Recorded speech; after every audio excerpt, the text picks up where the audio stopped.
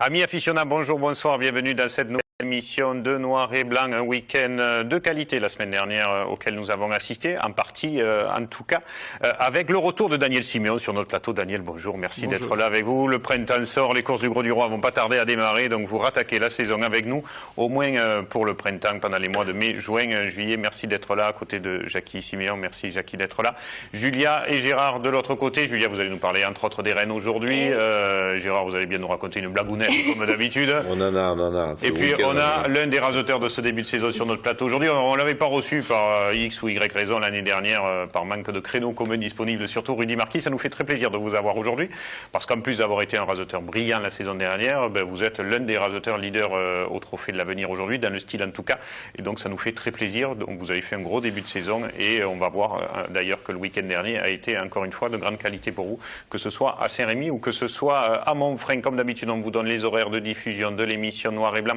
Pour ceux qui ont Alzheimer comme Gérard Muscat, la première c'est le mercredi à 18 h sur toutes les antennes confondues, TV Sud et LCM. Le samedi à 14 h, toute antenne aussi. TV Sud Camargue Cévennes, c'est aussi la soirée du jeudi à 19 h et 20h45. Si vous avez des box internet, on y est aussi dessus, en TNT 33. Et les horaires de dimanche, 7 h et 15 h pour TV Sud et 7 h et 12 h pour la chaîne Marseille. Voilà, pour être à peu près complet, on va démarrer comme d'habitude par les taureaux de rue et quelques images de Julien Morin au Sainte-Marie de la Mer pour la traditionnelle journée de la maintenance qui se tenait dans la capitale autoproclamée de la Camargue, avec ce jour-là un hommage particulier à une manade gardoise, la manade Blatière-Bessac, puisque c'est Jacques Blatière qui a été honoré ce jour-là. Et on voit comme d'habitude le traditionnel concours de ferrade sur les plages des Sainte-Marie de la Mer, quelques taureaux qui se sont échappés. Il devait y avoir un peu de vent ce week-end, je pense, au Sainte-Marie pour le coup. On voit une petite houle, quelques vagues. Et un grand merci à Julien Morin qui était de la partie, lui, le Saintois, et qui attaque cette saison 2014 avec nous à la caméra. On va maintenant laisser la parole à Romain Beaufy pour sa séquence à Brivade. Beaucoup d'images le week-end dernier. Bonjour et bienvenue dans votre rubrique à Brivade, un superbe week-end, notamment à Saint-Chapt. Nous sommes avec le président du comité des fêtes de Saint-Chapt, Guy Chagnac. Alors Guy, comment s'est passé ce week-end? Eh bien, on peut que dire du bien. On remercie le bon Dieu une fois de plus qui nous a apporté ce soleil qui est éblouissant et remarquable. Sans soleil, une fête ne pourrait pas se réaliser, puisque ça fait 2 ans qu'on faisait cette journée de solidarité. Bon, cette année, le comité des fêtes l'a pris à sa charge et nous avons eu une course de Tao hier qui a été magnifique avec des arènes qui étaient pratiquement pleines. Aujourd'hui, la Brivade et maintenant l'Ancière sur le champ de foire avec un monde de toute la Gardonninque qui est venu même d'ailleurs, ce qui fait plaisir d'ailleurs quand on est organisateur. Maintenant, nous avons en préparation quelque chose d'un peu d'important puisque notre fête votive qui se déroulera du 19 au 24 août, on a voulu célébrer un anniversaire, et c'est pas n'importe lequel, puisque c'est la manade Maillan, manade Fabre-Maillan, qui va venir pour la 40e année consécutive dans notre village, dans nos arènes, et on va y célébrer en même temps les 60 ans de sa manade. Donc nous sommes en préparation pour cette grande cérémonie, puisque déjà la peigne numéro 1, la Gardonninque, va être présente. Pour finir, c'est la Compagnie Française du Soleil qui va nous offrir un grand spectacle. Et puis bon, la fête votive qui se déroulera comme à l'accoutumée, avec toutes ces traditions, car à Saint-Chapt, et moi le premier, je vous le dis, tant que je serai là, il va falloir conserver les traditions, mais encore une fois, en les respectant. Donc encore un bon week-end à Saint-Chapt et nous remercions tous nos caméramans pour ce week-end.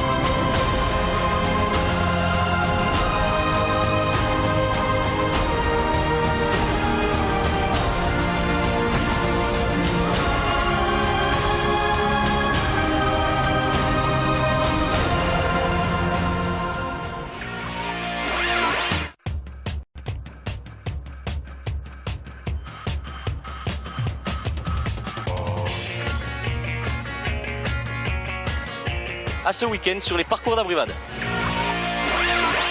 Allez, le petit Romain qui avait dû faire trop l'apéro à Saint-Chapte pour mettre la voix sur le programme du week-end à venir, mais ça s'est affiché devant vous, vous avez vu. Merci à tous les caméramans pour toutes ces images et toutes ces très très belles images. Alors quelqu'un qui a fait beaucoup d'images le week-end dernier, Julia, c'est Alain Bérisy. Alors c'est pas des images de taureau, hein. Il a même manqué l'anniversaire de Josette Lager, son anniversaire surprise, 70 ans à la manade du Grand Rhône. On lui souhaite encore une fois un bon anniversaire à Josette, la plus célèbre mauriésaine qui soit.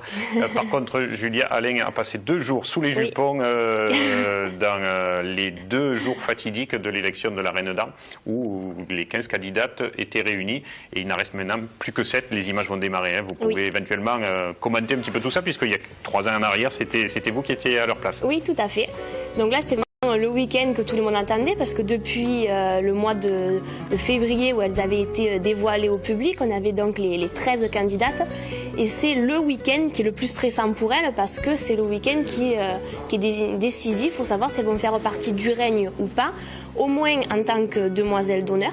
Donc là, le samedi, elles ont eu 3 ateliers avec donc le jury qui était normalement composé de 7 personnes par rapport au félibrige, mais la dame qui était prévue pour le costume a malheureusement eu un problème de santé, donc elle n'a pas été remplacée parce que donc, le jury, le président du comité des fêtes a décidé qu'elle était irremplaçable.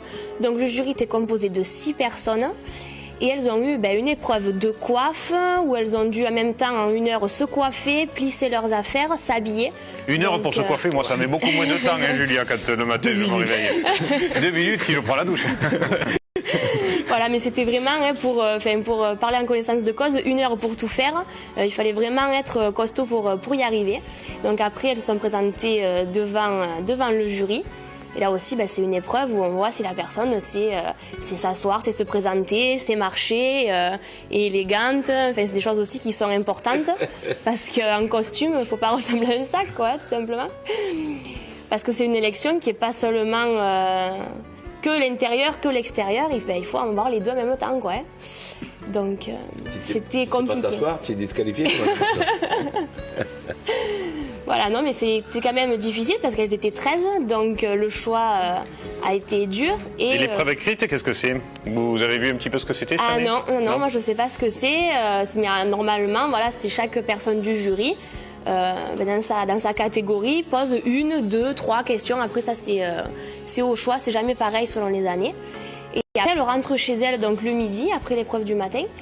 Et elles vont se coiffer et quand elles sont chez elles, on les appelle en disant mais tu es reçu, tu n'es pas reçu. Et après, elles sont dévoilées l'après-midi, en fin d'après-midi. Des pleurs, des cris, des larmes? Des larmes de joie, de tristesse. Mais bon, on le sait, quand elles sont 13 et que la place c'est au maximum 7, on sait bien que ça sera comme ça. Mais bon, déjà, il y a un beau lot de filles et maintenant place au 1er mai. Il y en a 2 qui vont partir encore. Non, parce qu'en fait c'est entre 5 et 7.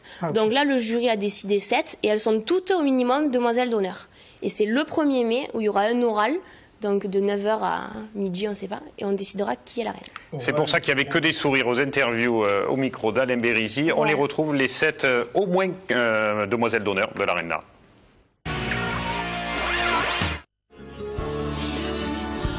Eh bien, je suis très heureuse d'avoir été sélectionnée et puis j'ai hâte le 1er mai. Je suis très heureuse d'être dans l'aventure. Je suis certaine que c'est le début d'une très belle expérience. Et quoi qu'il arrive le 1er mai, de toute façon, je suis ravie d'être là ce soir. C'est super. Je suis très ravie d'être là aujourd'hui. C'est le début d'une belle aventure, on l'espère, et on a hâte d'être le 1er mai et de commencer cette aventure. Je suis très heureuse d'être là, beaucoup d'émotions, je vais peut-être arrêter de pleurer. Et puis je me langue d'être le 1er mai et j'espère que ce sera l'aventure, surtout une aventure d'amitié. Je ne sais pas ce qu'il faut que je dise, mis à part que je suis très heureuse d'être ici et puis j'espère que c'est une belle aventure qui va commencer. Voilà. Je suis très émue, je suis un peu surprise, mais à la fois très heureuse et j'espère que ces 3 ans vont bien se passer et en tout cas je ferai tout pour qu'elles se passent bien. Je suis très contente mais je ne me rends pas encore compte de ce qui se passe. Je remercie le jury déjà de nous avoir toutes choisies, ça fait plaisir. Et par contre, c'est vrai que je suis un petit peu triste par rapport aux filles qui n'ont pas été sélectionnées. Mais bon, après, c'est le jeu, c'est comme ça. Voilà.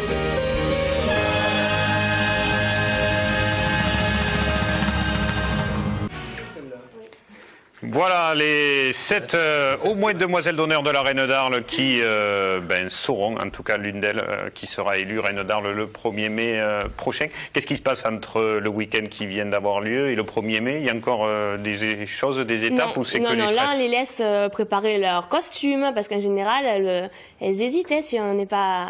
On est prise, on n'est pas prise, on met tel costume. Là, elles vont voir un peu entre elles pour pas avoir toutes les mêmes couleurs, enfin des dernières bricoles, et puis réviser au maximum pour tenter d'être reine, bien sûr. Parce qu'il y a des épreuves le 1er mai au matin. Hein. Oui. En maillot. Et on peut pas voter? Non, c'est pas la Star Academy, ou alors il va falloir contacter Jean-Jacques Jaunet pour changer le critère du mode de scrutin, mais non, ça se passe pas comme ça. Oh, elles sont très jolies, hein, on a vu un peu les... Je sais pas comment ça se déroule, mais bon, on verra bien les pronostics. Il y a 2 raseteurs, il n'y a pas de fille de la famille Marquis, non? Non, il y a une fille aussi, mais... Ben voilà, 2 raseteurs et... Je sais pas si elle prendra les reines de la Reine d'Arles, on verra bien. Vaut mieux qu'elle prenne les reines de la Reine d'Arles que les reines des arènes. Voilà. Bon, Julia, vous suivrez tout ça de très près, j'espère, j'imagine, à ce moment-là, avec Alain Berry, qui a passé 2 jours à suivre toutes ces épreuves. Ça fait plus de 10 ans qu'il y est, continue. Je l'ai appelé, j'ai dit, il y a des taureaux ce week-end, il me dit non, ça m'intéresse pas. Moi je comprends qu'on l'a pas vu samedi au machin Jodette, il était mieux là. Hein. Ah, c'est ça, il n'est pas venu ce jour-là. Allez, parlons un petit peu taureau maintenant dans cette émission Noir et Blanc, parce qu'il y a eu plein de belles choses la semaine dernière, en commençant par la course de Saint-Rémy de Provence où vous y étiez, Rudy, c'était le samedi. Seule course au Trophée de l'Avenir organisée ce jour-là, je crois. Et c'est notre amie Janine Haro qui était de la partie à Saint-Rémy avec des taureaux qui ont confirmé l'année dernière au Trophée de l'Avenir, qui étaient là comme Péril du Grand Salon ou autre. Et ma foi, une bonne petite course, Rudy. Oui, très bonne petite course. Avec un bon lot de raseteurs et de taureaux, ça a été très, très homogène. Et j'ai trouvé un très bon Joachim Cadena. Qui a été très bon tout le week-end. Très bon tout le week-end, mais moi j'ai raseté avec lui samedi justement et il sort de protection et il a un grand avenir devant lui, je pense. Ensuite, Youssef Zekraoui qui a très bien raseté également. Très bon tout le week-end aussi. Oui, très bon, qui revient bien après son coup de corps. Arrêtez de donner mon top 5 de fin d'émission, Rudy, là, ça suffit.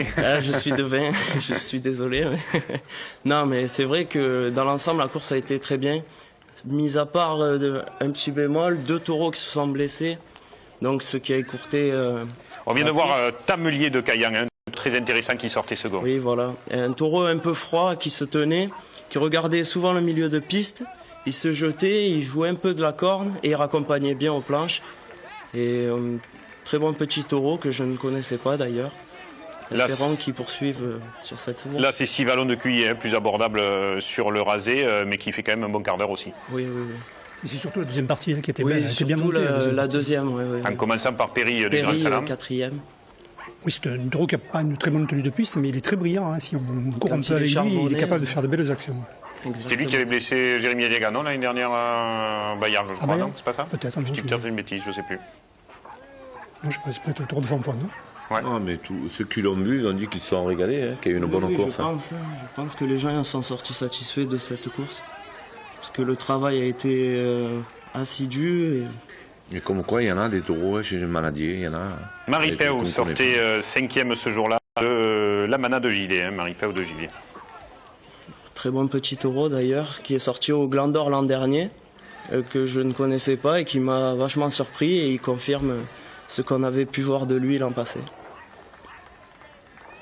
Comme quoi on se rend compte, Jackie, que même si Zico Katif ou Mehdi Belgourari ne sont plus au Trophée de l'Avenir cette saison, il reste encore de quoi se régaler largement. Il y a toujours des garçons qui rasettent bien, et puis quand les taureaux sont bons, ils sont bons. Hein. Le problème, c'est de maintenir cette effervescence au Trophée des As. On y reviendra si vous voulez, parce que c'est vrai qu'on gâte beaucoup de jeunes. C'est la même chose, chaque année, il y a toujours une bonne génération de garçons au Trophée de l'Avenir, ne serait-ce parce que les taureaux sont plus brillants. Mais on n'arrive pas à maintenir des groupes de raseteurs qui montent ensemble ou qui travaillent ensemble. Arujo de Fanfon sortait avant-dernier dans cette course de Saint-Rémy, lui aussi, c'est l'un des bons éléments de la manade de Fanfon, Guillaume, qui a été très bien, Rudy. Oui, il a été très bien, fidèle à lui-même. Un taureau qui se décale un peu des planches. Il attend le rasé pour qu'on lui court devant et il finit à la barrière. Il a besoin de pression. Il a besoin de pression, ouais. Il faut lui tomber dessus pour que le taureau se révèle. C'est un taureau de Cayenne, non? Ça, c'est Farfadet de la Galère, qui avait beaucoup d'envie, mais qui se blesse malheureusement au bout de 5 minutes. Donc ça écourte un petit peu cette fin de course. Ou peut-être une Carmen Générale s'imposer, comme le titrait notre confrère le Midi Libre, Rudy. Ah, peut-être. Après, bon, les journaux ont précisé ça, ça n'a pas été fait, mais le club taurin dans l'ensemble est venu nous remercier parce que ça a été très bien. Donc voilà, je pense que le boulot a été fait des deux côtés. Tout le monde est sorti content. Alors Rudy, vous êtes le second de votre famille à raseter. Il y a votre grand frère. Sauf qu'aujourd'hui, c'est vous qui lui avez un petit peu volé la vedette au niveau du trophée de l'avenir. Comment ça s'est passé alors que lui avait beaucoup de classe et beaucoup de moyens également? Oui, en fait, ce qui s'est passé, c'est que c'est lui, notamment, qui m'a donné envie d'emboîter son pas parce que je le voyais raseter, évoluer dans les courses de protection au tout début et je voyais son rasé, il avait la classe. Et moi, je le suivais partout, j'étais super content, j'étais fier de lui. Et j'ai dit, bon, vu qu'on est quand même dans le milieu des taureaux, ma famille les suivait avant. Donc petit, j'allais aux arènes. Je me suis dit, allez, c'est l'occasion ou jamais, il faut tenter sa chance et suivre son frère. Et qu'est-ce qui fait la différence aujourd'hui entre vous et lui? Le tempérament peut-être? Parce que vous avez quand même un tempérament de bâtard. Je pense que c'est le tempérament. Non, mais il avait du tempérament quand même. Oui, il en avait vachement. Il manquait de rapidité, physique. Comme lui, c'est un homme développé, athlétique, mais il n'avait pas de rapidité. Oui, c'est ça. Il n'a pas, du moins, il n'a pas la rapidité qui lui permet de... Alors c'était compliqué, il s'en sortait difficilement. Oui, justement, même lui le disait. Mais là, cet hiver, il a fait un gros travail sur ça et il a perdu du poids, il se sent à l'aise. D'ailleurs, dimanche, vous le verrez dans les images, il a fait des rasés arrêtés. Si vous pouvez donner à Gérard Muscat la manière avec laquelle il a perdu 10 kilos, je crois. Hein, parce que bon, ça va. Il faudra voir avec lui pour ça. Vous êtes obligé de ramener les chemises pour maigrir, de 100% parce que vous n'y rentreriez plus. Je sais que si je perds, il faut que je vienne manger chez toi un mois ou deux. Ah, voilà. Salade tous les midis. C'est vrai. Mais bon, on le voit, hein, il reprend ce début de saison. Je ne sais pas si on le verra en image, il est au Palu, je crois. Non, il était avec moi dimanche à Montfrain. Il a retrouvé confiance en lui, il est allé un peu chercher les taureaux, il a touché des têtes, il était heureux, Moi je trouve que c'est un garçon qu'il faudrait quelqu'un qui le prenne un peu, qui lui explique, parce qu'il a des capacités. Seulement il est timide, il est renfermé comme un garçon. Oui. Et il apprend un peu, parce qu'il est capable physiquement, oui, il est comme toi, et il n'y a pas de raison. Hein. Oui, vos objectifs, Rudy, cette saison au Trophée de l'Avenir, après un round d'observation l'année dernière?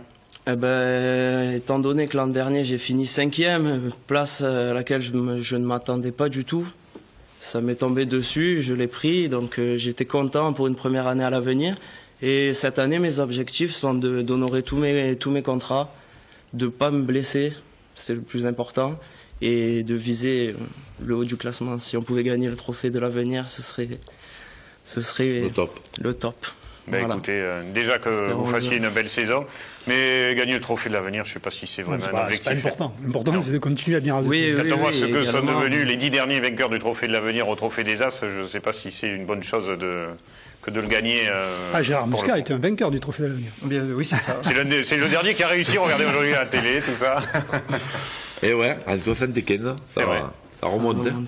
Je sais pas, j'étais pas né moi encore, je suis de novembre 75, Gérard. Non, mais ça veut, moi je dis, bon, pour parler des gars qui gagnent à venir, après c'est une question d'honneur et une question d'orgueil, où tu veux faire radoteur, tu réussis, sinon tu rétrogrades, hein. Voilà. Alors Rudy, vous nous parliez des blessures tout à l'heure. On va regarder les images de la course des Saintes de dimanche dernier. Merci à Julien Morin qui était de la partie encore dans sa ville. Et là, malheureusement, ça a démarré très mal côté raseteur avec Angelo de la Mana de Renault et surtout Loïc Alarcon. Là, on voit l'un de ses premiers rasés. Et celui-là, où sans aucune explication, on ne sait pas trop, il trébuche à la barrière et il prend, je crois, 17 cm dans les fesses sur cette action qui paraît anodine. Je crois que c'est ce même taureau qui avait attrapé Rémi Guyon, non? Il avait de la chance. Je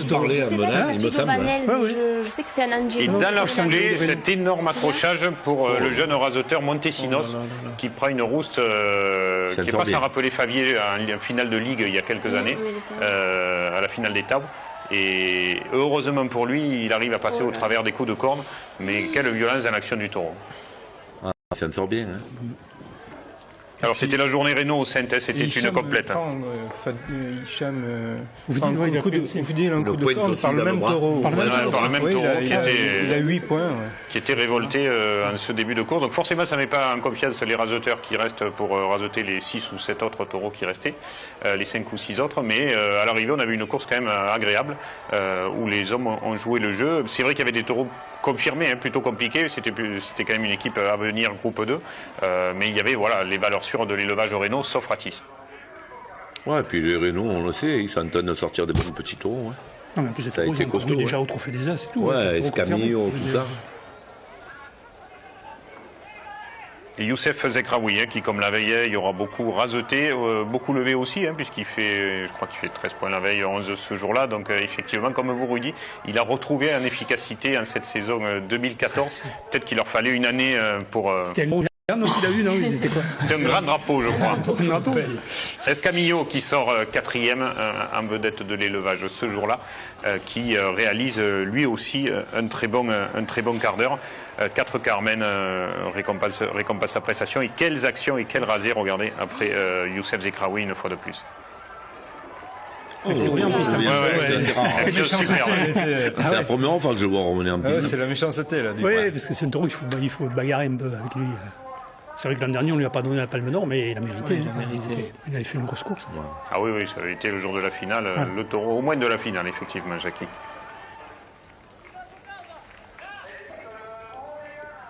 C'était une bonne journée en fait pour les Renault parce qu'ils ont eu une bonne course et le soir, Aude, la fille de Frédéric, était demoiselle d'honneur. Ah ouais, d'accord. Il y avait du monde en plus, c'était une belle journée. C'était la journée Renault. Voilà. Et encore, quelle réaction et quel rasé après Youssef Zekraoui. Non, il surprend tout le temps ce garçon. Zekraoui a pris le coup de corne qu'il a. Il a l'estomac, il y en a beaucoup qui auraient rapproché après les coups de corne qu'il a pris. Il a un drôle d'estomac. Ça, c'est du tempérament. Ouais, franchement, ouais.